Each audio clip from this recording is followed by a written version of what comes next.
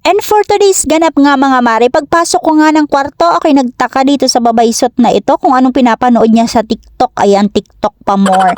Bali may tanim nga kami dito sa may bintana o na oregano. Ayan, nakapanood siya baga naman na nagagawa daw para sa mosquito. Effective kaya ito? Ayan mga mare, ganito nga ang ginawa niya. Diyos ko po.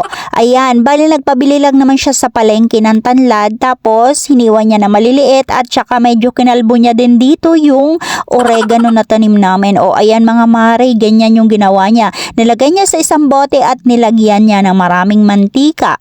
Bali nilagyan niya din niya ng ilaw. Ano ba kang ilaw ang ginawa niya dyan? Nung itanong ko nga ay yung pala ay cotton buds. Ay Jai, eto na nga yung moment of truth. Ay Diyos ko po naman, Rude. At bukod nga pala itong maganda talaga naman maging ilaw sa bahay, lalong lalo na pag napuputulan ka ng kuryente ay wala pang usok at mabango pa. Iwas ka pa sa lamok. Ay Diyos ko po mga mare, kung alam ko lang ito, edi sana kami ginawa ko na ito sa probinsya namin noon. At very affordable pa talagang pangtaboy ng lamok. O ayan, eto yung kamukhaan ng may pakananan lahat. Yun lang naman for today's video. Maraming salamat.